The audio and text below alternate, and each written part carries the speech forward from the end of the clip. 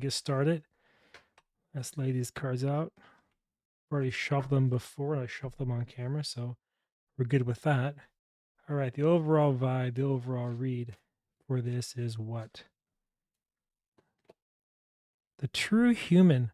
I am fully human and fully divine, which to me means you're connecting with both the higher plane and the earthly plane, and you're not letting anything get in your path because you're balanced. You don't overreact when things happen because you can tap into that divine spirit. What I'm seeing there with the dove and the lion is the inner strength. You know how to utilize them both to really be the best version of you and be a true human, one of pure enlightenment. That's what I'm seeing with that card. We'll put it right there. So then the theme is the 10 of feathers. That's interesting. I believe this relates to the swords. And what this is telling you is that when you lose your faith, you end up losing your strength. And that was the story behind Samson and Delilah, right? He told her secret. And because of that, he lost his strength. And then he had to go back and pray in order to have his strength return. But he was blind because he also took his eyes out. So it's really around a cycle, a continuous cycle. So it's the swords. And that even though you may feel the very end of something, that there's no moving forward from that thing, remember that the worst is behind you and all you have is that new potential, that new beginning, that new cycle. And again, it's all around the mind. So that's the theme, is that even though you may hit rock bottom, all you gotta do is stand back up and that'll keep you going. So what do you need to be mindful of during this time of crisis? The world. The world. That's interesting. So basically, even though you may have fallen and get back up, remember that your soul is always in connection with the divine.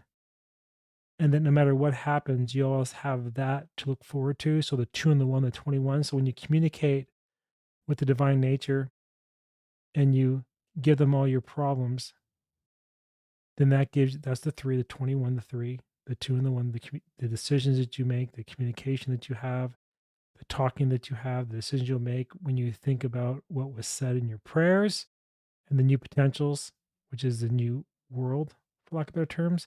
And the world is now, the heaven is now, heaven is on earth within you. And so when you realize that only things can get better from your very worst, then it starts to look a little bit easier, doesn't it? So that's what you got to be mindful of. Now, how do you keep in that state of mind? The wheel of fortune, the cycles of life, because again, everything you go through is to raise you up to the next level. That's why it's a 10. Again, it's a cycle, continual path. So even though you're down, and remember, great things lay ahead, that the cycle has to complete in order to start anew. That's why you have the Grim Reaper at the bottom, and you see the baby, the kid, the middle-aged man, the old man. It's a complete cycle that you have to go through these challenges in order to grow, to become a better version of you, right? That's what I'm seeing. So that's what you need to be mindful of. And what's interesting too, these are both tens. The cycle where you feel that you've been cheated or wronged or somebody taken from you they shouldn't have, it always starts over to something better. But you just got to stand back up. In the world, right? Great things await. You have to trust and believe in that. And then the wheel of fortune, another 10 is another cycle that has to continue on its path. What's really interesting too here is if I go off the numerology of this, you have a 10-10, which is a 20, and a 21, which is a 41. So through new things, you have stability, which is your 4, but this equals a 5, which means that through the struggles that you have, right? Struggles, that 5 gets turned around in time to the 5 of freedom. And that's why you're the true human, right? You have the strength of the divine within you to overcome anything, and that's the lion, but yet you're as pure as a dove, right?